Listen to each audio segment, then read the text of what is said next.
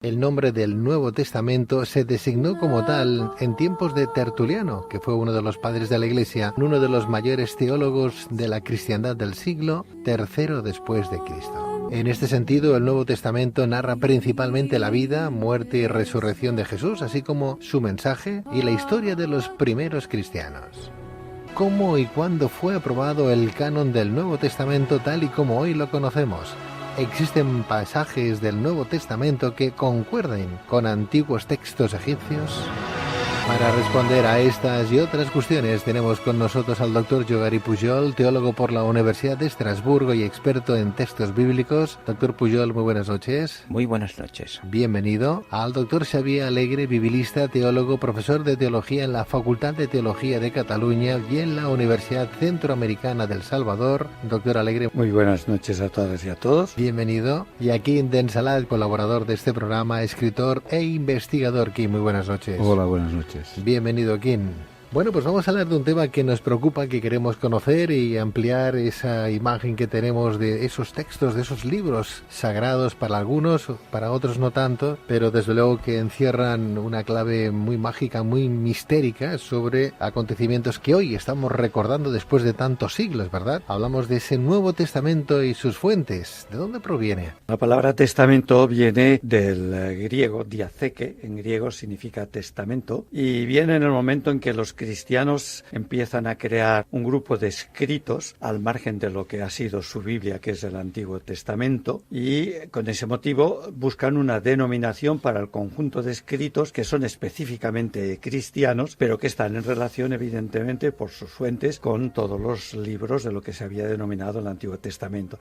Testamento en el sentido de que en hebreo se hablaba más bien de alianza. Cuando Dios, según la fe judía y después cristiana, escoge a un pueblo, pues lo libera de la opresión de Egipto. Este es un acontecimiento fundamental para ellos, y hace con ellos una alianza, diríamos un pacto, según el cual ellos se comprometen a intentar realizar en este mundo el proyecto de vida que Dios les propone. Dios les dice que otro mundo es posible, un mundo en el que no haya pobres porque comparten y porque buscan un tipo de leyes alternativa que protege a las viudas, a los huérfanos, a los emigrantes, y a ese texto o ese conjunto de libros que ellos llaman la alianza, cuando se traduce al griego lo traducen como diatheke, y diatheke significa también testamento. Entonces, cuando los cristianos forman un grupo de 27 libros, al final son los que son considerados en Nicea como canónicos, que constituyen ese conjunto de la alianza redimensionada por los cristianos, entonces le llaman Nuevo Testamento para distinguirlo del primero. Aunque algunos prefieren no hablar de nuevo y viejo, porque eso parece dar calidad a uno frente al otro, lo cual evidentemente sería injusto, prefieren hablar de la primera alianza o primer testamento y de la segunda alianza o segundo testamento. O sea que el Nuevo Testamento viene de otros libros más antiguos.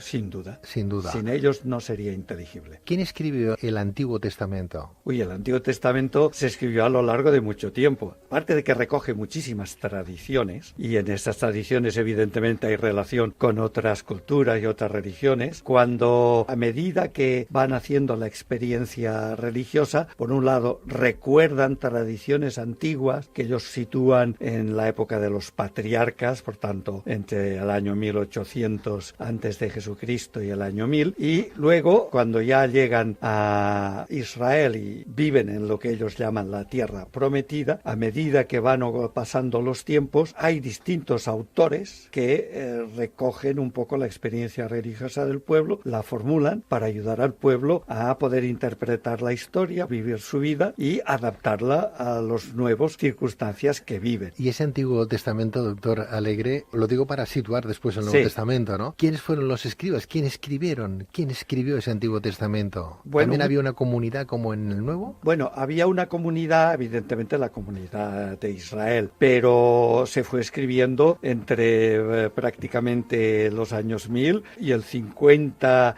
algunos piensan si se acepta el libro de la sabiduría como formando parte del Nuevo Testamento, cosa que por ejemplo los cristianos evangélicos no aceptan porque está escrito en griego, pero si se aceptara los escritos en griego que forman parte para, por ejemplo, los católicos y los ortodoxos de la Biblia o del Antiguo Testamento, entonces llegan hasta el año 50 después de Jesucristo. Por tanto, hay mucha gente que escribe, aunque quizás la época más decisiva es la época del exilio y del regreso del exilio. En el regreso del exilio se empieza, diríamos, a formar el cuerpo de los escritos y a darles su forma final, porque algunos escritos han sido redactados y corregidos a lo largo de siglos. Este Antiguo Testamento, este libro, ¿de cuántos libros podríamos estar hablando? ¿De 20 y algo? No, muchos más. Muchos más. 40 o 50. O 50, 47 creo que eran, algo así. Sí. El Antiguo Testamento se tardó en elaborar como tal el que hoy conocemos unos 2000 años, y es una mezcla de tradiciones. Yo lo que he leído es que la cosa empezó a redactarse con el rey Josías, o sea, estamos en el menos 600. Pero los escritos son anteriores, porque Josías hace una reforma, porque dice que ha encontrado un escrito en el templo que no se conocía, a diferencia de los otros que sí se conocían y se leían, y ese escrito, que es el Deuteronomio, que da pie a la reforma deuteronómica. Deuteronomio significa segunda ley, porque los escritos más antiguos que están en el Éxodo era como la primera ley. Decálogo está tanto en la primera ley del Éxodo como en el Deuteronomio. Y el Nuevo Testamento entonces está escrito a partir de los años 50. El más antiguo, el escrito más antiguo es la primera carta a los tesalonicenses de Pablo, y es del año 50, y las más recientes son probablemente del 125 después de Jesucristo. Estamos hablando de 27 libros comprendidos en esta nomenclatura del Nuevo Testamento, ¿no? Basándose en estos libros anteriores del Antiguo Testamento. Del Antiguo Testamento y la experiencia cristiana, por un lado de Jesús de Nazaret y después de los grandes discípulos de Jesús de Nazaret que intentan, diríamos, responder a los problemas que van teniendo, las dificultades, y ubicar la fe cristiana en los distintos lugares. Por ejemplo, Pablo lo primero que tiene que hacer es inculturar la fe cristiana en la ciudad, porque los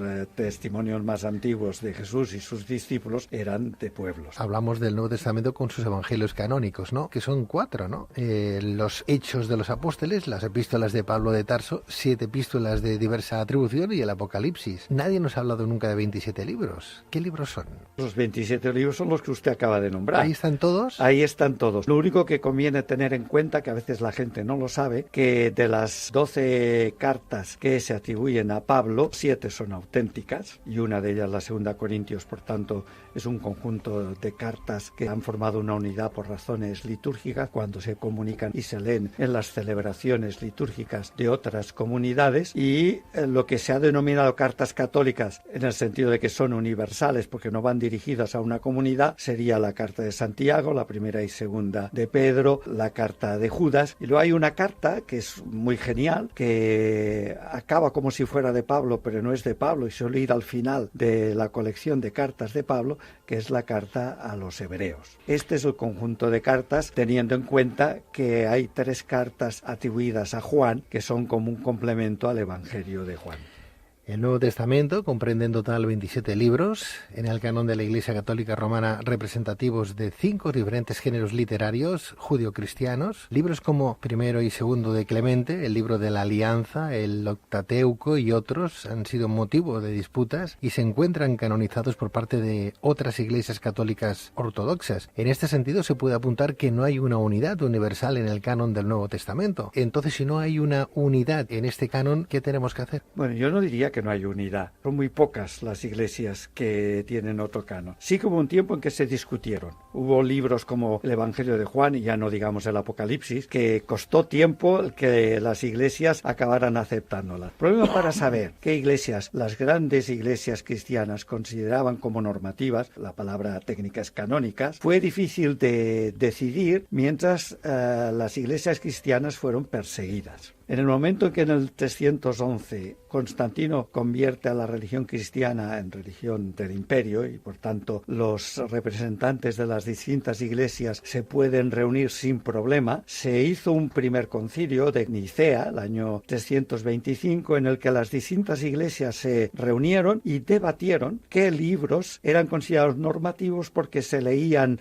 provechosamente en las celebraciones de las respectivas iglesias y se pusieron de acuerdo en que eran 27. Entonces, todas las grandes iglesias aceptan, tanto evangélicas como ortodoxas como católicas, absoluta mayoría, por tanto, acepta que eso que se decidió en Nicea fue bien decidido y que, por tanto, estas son las normativas. Las otras pueden ser muy interesantes y algunas probablemente mucho más inspiradas que la carta de Judas, la carta de Ogneto, es una maravilla, o el pastor de Hermas, ¿no? Hay otros escritos interesantes que son muy valiosos, pero se aceptó que la norma la pusieran aquellas iglesias que aún estaban relativamente cerca del nacimiento de las iglesias cristianas, y desde entonces no se volvió a tocar. Es curioso, doctor Pujol, que hablamos de unos libros seleccionados o elegidos por unas comunidades cristianas. Mi profesor de la Universidad de Estrasburgo decía que se cristianizó el Antiguo Testamento, ¿verdad? O sea que, claro, el momento en que el cristianismo tuvo el auge, pues entonces... Hubo que seleccionar lo que más interesaba en aquel momento. Sí, preparaban pues los pasajes del Mesías, etcétera. Hablamos de los canónicos porque son los reconocidos por la Iglesia, pero ¿qué pasó con los apócrifos, que también fueron escritos también o fueron sacados? Yo no sé si estaban en el Antiguo Testamento los apócrifos. ¿Estaban, figuraban? De libros hay muchísimos, pero eso es interesante ver los que la Iglesia ha cogido. Bueno, uno puede tener varias normas para decir estos sí y estos no, pero es muy curioso que mi trabajo, que es de literatura comparada, pues yo ya eliminaría todos los que se llaman apócrifos.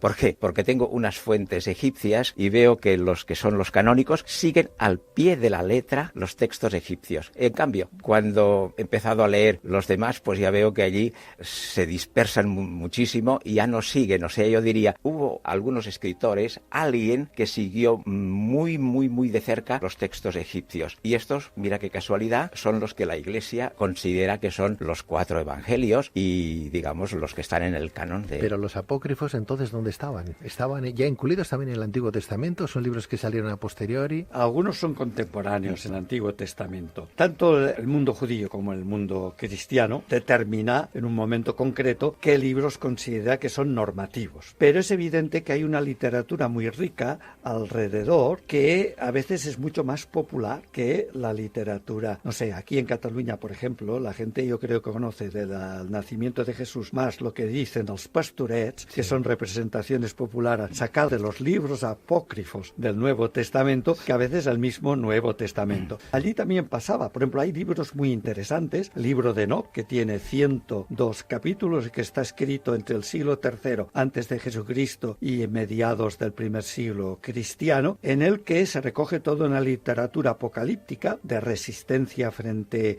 al imperio de turno y de denuncia de la injusticia y de ánimo a resistir frente a la persecución, que es muy conocido, pero que no fue aceptado al final, como no fue aceptado el cuarto libro de Esdras. Sin embargo, es curioso porque cuando se habla de libros que no están reconocidos por la Iglesia, libros que no son los canónicos de estos 27, hablar del Evangelio de Magdalena o de Tomás o de tantos evangelios que hay, es como hablar de apócrifos, es como decir, ¿pero qué estás diciendo, no? De la misma manera, el buen letrado podría decir, en vez de coger a Juan o a Marcos o a Mateo, podrían haber cogido a Tomás o a Magdalena o a otros, ¿no? Y serían los apócrifos los que hoy conocemos. Todos son apócrifos, o como mínimo anónimos. Eso que les hemos puesto el Evangelio de Mateo, Marcos, Lucas, Juan, etcétera, etcétera, esto nos ha parecido por las relaciones internas, por algunos nombres que aparecen en los mismos evangelios, y les hemos dado este nombre. Pero en realidad no sabemos quién escribió el Evangelio, los evangelios. El nombre se los hemos añadido después. O sea que los nombres de Marcos, Mateo, Lucas, Juan, ¿existieron estos personajes? Pero no son los autores de los libros. Todas las comunidades. Apócrifo quiere decir es oculto. Primero se conocieron, porque son más antiguos, los evangelios que ahora llamamos canónicos. Más antiguo es Marcos, del año 70,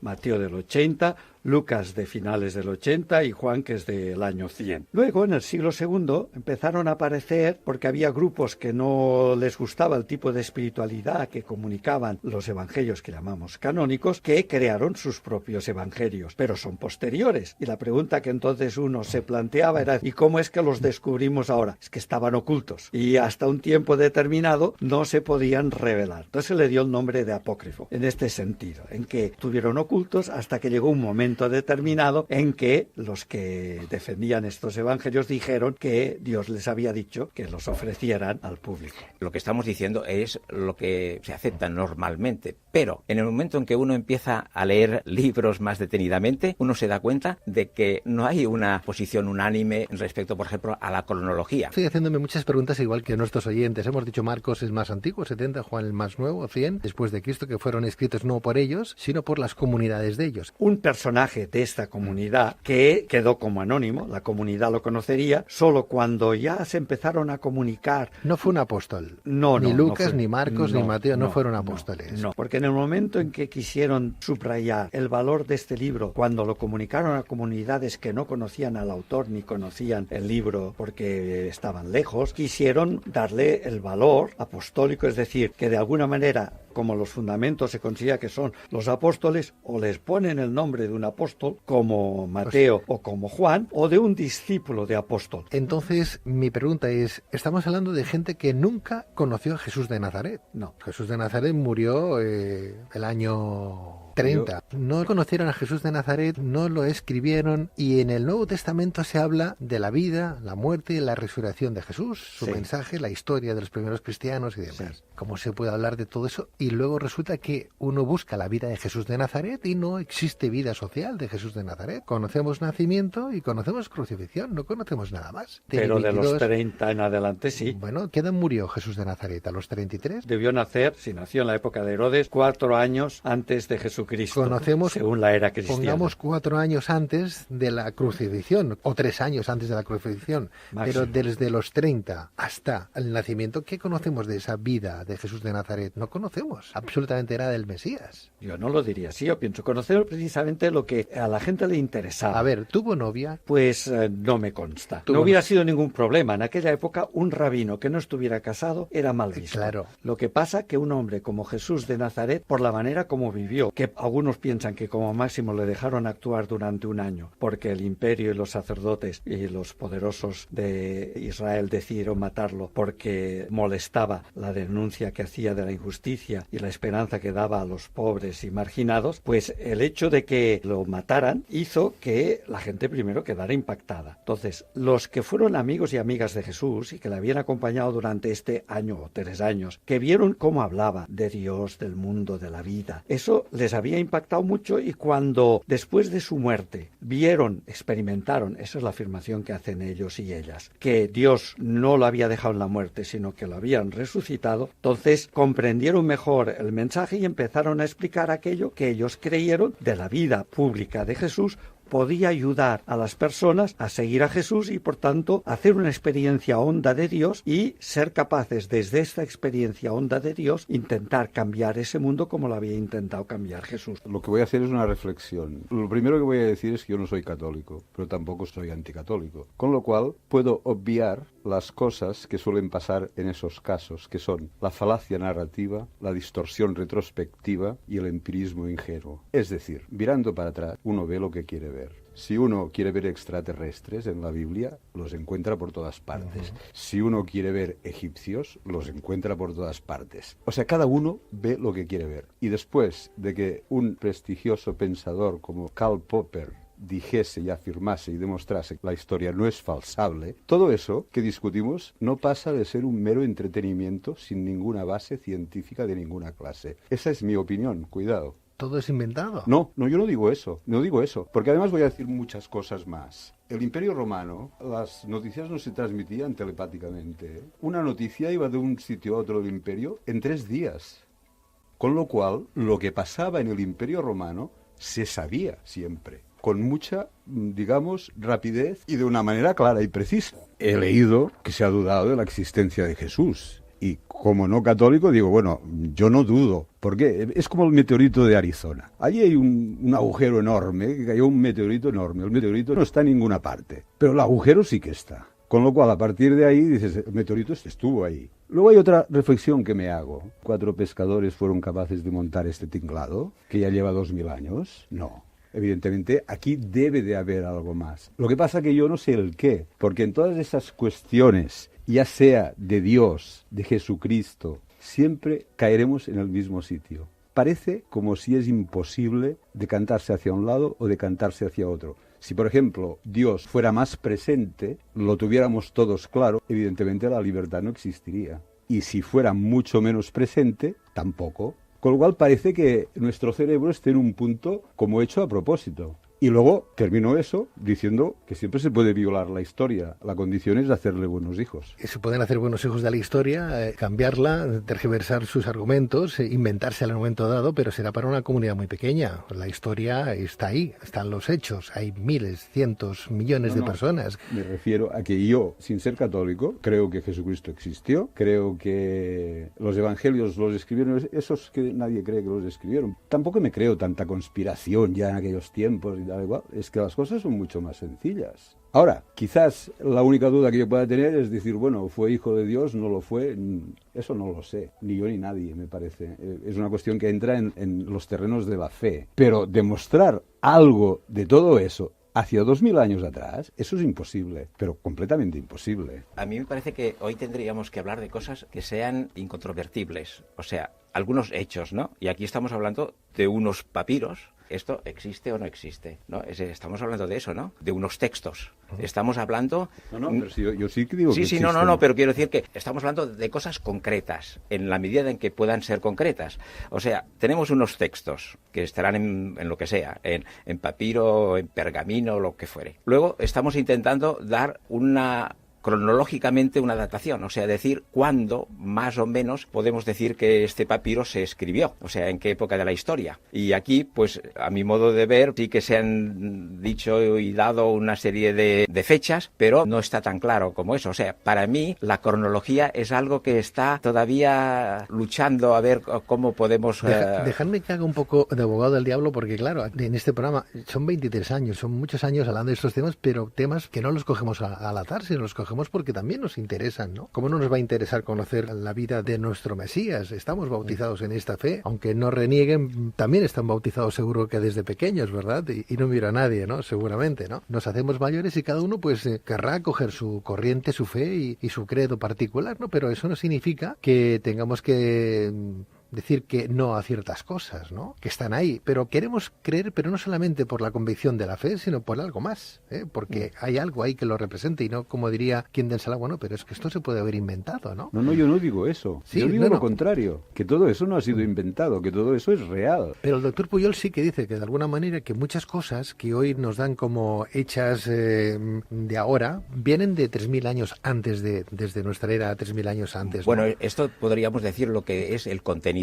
Pero ahora estábamos en un momento de determinar algunos hechos concretos de la cronología y me parece que estamos todos de acuerdo en que el primer trocito de 10 centímetros por 6, que es del Evangelio de San Juan capítulo 18, que se encontró en Egipto, en Oxyrhynchus, ese papiro, según parece, los entendidos dicen que sería pues del año 100, 110, 120, 125, o sea que el primer documento cristiano estaría después del 100. Que se ha encontrado, pero no es que se haya escrito. La mayoría de especialistas de distintas confesiones están de acuerdo en que el texto más antiguo, no que se haya encontrado, pero el más antiguo que se ha escrito es la primera carta a los tesalonicenses, que es Pablo, que es del año 50, y los romanos del 56. Doctor Alegre, sin quitarle mérito evidentemente al Mesías, ¿no? A Jesús de Nazaret, aquí se ha hablado también muchas veces de que este Jesús de Nazaret era una copia exacta de mitos antiguos, ¿no? De antiguos faraones, por ejemplo, ¿no? Pero entonces Jesús de Nazaret, el de hoy, ¿existió o no existió el que conocemos? Yo diría. ¿O es una copia también porque interesaba en aquel momento y eso se ha mantenido hasta nuestros días? Sí, hay una ciencia que se llama la crítica textual que ha investigado todos esos documentos del Nuevo Testamento y ha llegado a la conclusión que en lo fundamental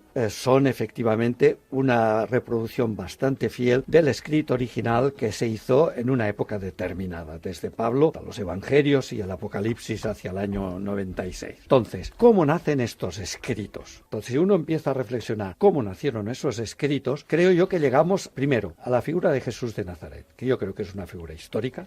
Yo creo que la muerte de Jesús en la cruz no la inventaron los cristianos, ni mucho menos, no les ayudaba nada, ¿no?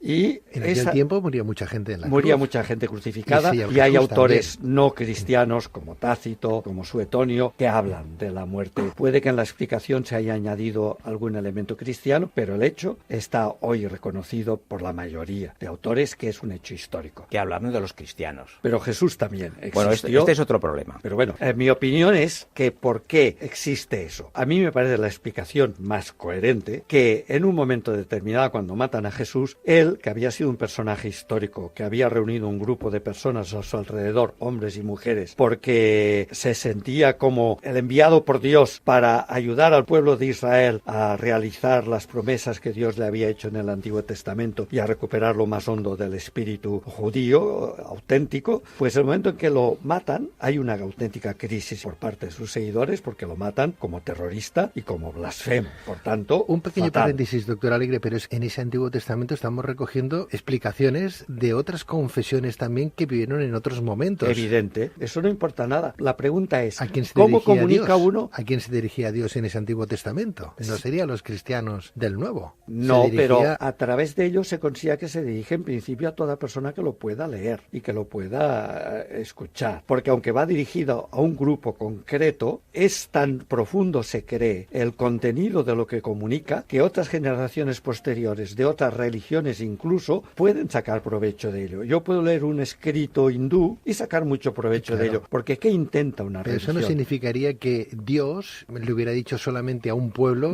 su verdad. No, evidentemente. Esto ya lo dice el mismo Antiguo Testamento. El Antiguo Testamento le dice a Abraham cuando lo escoge para que sea el origen de ese pueblo que será el pueblo de Dios, en Génesis 12:3, en ti serán bendecidas todas las naciones de la tierra. Y el profeta Isaías, en el capítulo 19, versículos del 19 al 25, le dice a Israel para que se dé cuenta que la elección no es un privilegio ni es algo mejor que los demás, sino que es una tarea, es una misión. Le dice que tanto Babilonia, que es el enemigo, como Egipto también son pueblo de Dios. La elección no es algo que va dirigido a ese pueblo como exclusivo de él y como privilegio o mérito de él, que no lo es. La elección es un intento, piensa el que ha hecho la experiencia religiosa en Israel, de Dios por, a través de este pueblo que ha hecho esa experiencia del Dios liberador, misericordioso, de amor gratuito, que quiere que se ame al hermano como uno mismo, que ese pueblo, cuando dialogue con otros pueblos, les ayude a caer en la cuenta en su propia experiencia religiosa que esos elementos fundamentales que humanizan a las personas le vienen de esa realidad amorosa que las religiones llaman Dios de distintas maneras. Pero es que ese mensaje humanista lo dan todas las corrientes religiosas que tengan algo que ver con la espiritualidad. También puede ser una atea, si hace una profunda experiencia humana. Dios no es algo que está fuera del ser humano. Nos decía en su momento que Jesús, al Cristo, estaba basado un poquito también en el mito de Osiris, ¿no? Que Jesús partiría de un personaje histórico que se le habría atribuido una dimensión divina. Por ejemplo, para hablar de cosas concretas,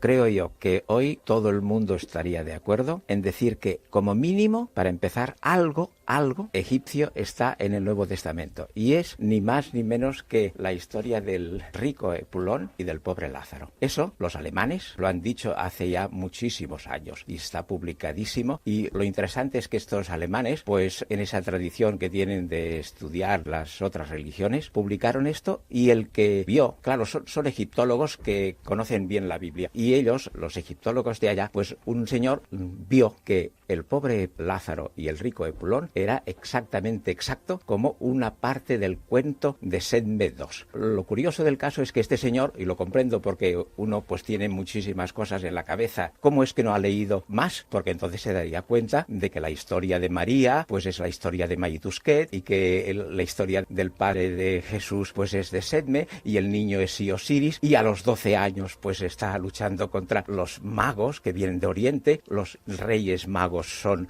magos de Etiopía, que está todo en ese cuento. Lo mismo que decía que los catalanes quizá pues conocemos más a Jesús por los pastorets, pues lo interesante es que en los evangelios hay dos grandes líneas de redacción, que son los textos de las pirámides pirámides, porque así empieza el Evangelio de Marcos, y con eso de que se abrió el cielo y dice, tú eres mi hijo amado. Esto es exactamente las mismísimas palabras. O sea que los que fueron recopilando información de los libros sagrados desde el 1800 antes de Cristo hasta el año 50 después de Cristo, que fueron muchas comunidades, cogieron unos textos, cuentos, narraciones, etcétera, de los griegos, de los egipcios, de los persas, hicieron una especie de resumen. Quizá no sea esta amalgama. Hay sincretismos, pero quizá no sea todo pasado por un turmix. En el Antiguo Testamento sí que estamos de acuerdo en que hay historias de Babilonia, como es la historia del diluvio, etcétera, o la creación. Yo creo que es muy importante. Tanto en el Antiguo como en el Nuevo Testamento, es evidente que las personas que quieren expresar su experiencia religiosa aprovechan todos aquellos elementos que encuentran en la literatura contemporánea que les pueda ayudar. Por tanto, es evidente que pueden haber aprovechado un relato egipcio, un relato... El libro de los muertos, el Chilambalán, el Popol Vuh, muchísimos libros sagrados. El tono y el carácter es tan distinto que afirmar que el Nuevo Testamento es la consecuencia de la literatura egipcia me parece pura especulación. Yo añadiría algo más. Es que todos esos arquetipos no están solo en la cultura egipcia. Claro, en todas. Están en todas. En todas. Con lo cual dices, fue copiado de los egipcios, no, y de los otros, y de los otros, y de los otros. Un momento. Aquí habéis pronunciado la palabra fantástica, los arquetipos. Pero cuidado, una de las cosas que he visto que ningún teólogo, poquísimos, han leído, a lo mejor sí que han conocido a Charles Talbert, que escribió los patrones, los patterns, los patrones literarios y los temas teológicos de los Hechos de los Apóstoles y Lucas. Y este señor habla de eso, de los patrones, o sea, de los arquetipos. ¿Y qué pone como arquetipo? Algo que nos puede ayudar muchísimo a comprender cómo se hizo el Evangelio, porque en ese libro de Charles Talbert, pues pone en paralelo muchísimos pasajes del Nuevo Testamento sobre Jesús y al lado muchísimos de Pablo. O sea, tendríamos a un Pablo que es clónico de Jesús. Esto lo demostró el señor Charles Talbert, pero nadie más. Sí, el que ha visto esto, que yo hablé con él, Rius Camp. Este señor sí que conoce, y cuando analiza los Hechos de los Apóstoles, pues está haciendo bastante, digamos, esa línea de simetrías internas. Dicho sea de paso, que pensar que todo el Nuevo Testamento está hecho con simetrías internas significa ya que estamos en otra posición de los autores del Nuevo Testamento. Yo, Gary, tú, cuanto más has estudiado, más te has apartado. Bueno, porque aquí hemos estado hablando de una serie de cosas que aquí es una explicación. Es muy interesante lo que está diciendo el teólogo, que además es un exégeta y teólogo. Pero en cambio yo no soy tan teólogo, yo soy más exégeta y por tanto tengo explicaciones que serán verdad o no serán verdad, pero ¿por qué sabemos poco de Jesús? Sabemos exactamente ni más ni menos lo que dicen los textos egipcios, ni más ni menos. Esto es muy importante, ni más ni menos. ¿Cuántos de vosotros habéis leído el cuento de Sedme I? ¿Cuántos habéis leído el cuento de Sedme II? ¿Vosotros habéis leído el cuento del náufrago? Para mí, Pablo no ha existido nunca. Es un constructo literario extraordinario fabricado por dos grandes fuentes egipcias, que son el náufrago y el Contraflacos de Filón de Alejandría. Es palabra por palabra. Yo lo puedo decir. Me parece porque una afirmación absurda. Absurda para nada, porque yo tengo el texto y aquí estoy comparando lo que está escrito sobre Pablo y lo que dice el Contraflacos de Filón de Alejandría, palabra por palabra. Y después, la gran teología de Pablo no es ni más ni menos que la gran teología subyacente que está en el libro del náufrago, escrito hace 4.000 años. Lo que he dicho para yo nada de la falacia narrativa y de la distorsión retrospectiva, que uno ve lo que quiere ver. Y además, lo importante no son, perdona un segundo, textos aislados, que textos aislados, claro que pueden ser semejantes, pero evidentemente no es así. El capítulo 27 y 28 está calcado palabra por palabra del libro del náufrago, palabra por palabra. Pero puede ser, pero Pablo, bueno, lo interesante, lo que prueba la historicidad de Pablo no es los Hechos de los Apóstoles, sus cartas que son fundamentales, también están escritas en Egipto. Por ejemplo, Romanos. Muéstrame un texto egipcio que se parezca a Romanos. Creo que es la epístola a los Romanos, que dice que os estoy escribiendo desde un país a los que Dios ama. ¿No es eso? Esa frase es exactamente la misma que encontramos en el náufrago. Pero una carta tiene 16 capítulos. Y los otros 15 también. Y los otros 15 también. Tampoco tiene el encanto de la originalidad. No, es que ya los gnósticos del siglo II creo que andaban con todas estas historias a cuestas. Los textos gnósticos de Nahamadí también eran egipcios. Sí, claro. Pregunto yo, desde una cierta ignorancia como la que pueda tener la gente normal. O sea, ¿el monoteísmo lo inventaron los israelitas o los judíos o quién?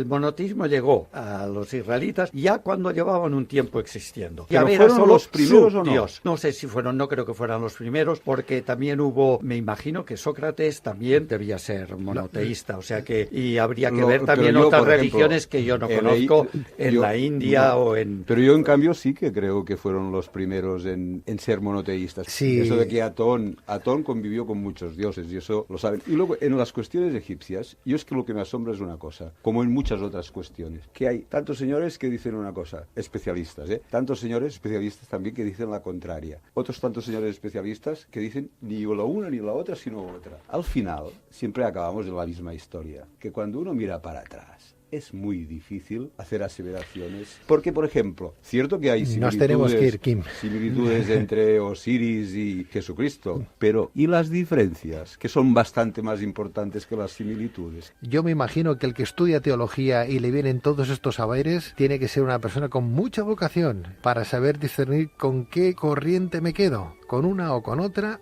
con la que me enseñaron desde pequeñito. En cualquier caso, vamos a seguir haciendo un poco de historia en este programa con gente que sabe mucho de historia, de esta historia que nos acerca más a la humanidad, a la espiritualidad de todos los seres humanos. Gracias a Quim Densalat, escritor e investigador. Gracias, Quim. Gracias a vosotros. Al doctor Yogari Pujol, teólogo por la Universidad de Estrasburgo y experto en textos bíblicos. Doctor Pujol, gracias. A ti y a vosotros. Y al doctor Xavier Alegre, biblista, teólogo, profesor de teología en la Facultad de Teología de Cataluña y en la Universidad Centroamericana de El Salvador. Doctor Alegre, muchísimas gracias. Gracias a vosotros. Gracias y muy buenas noches.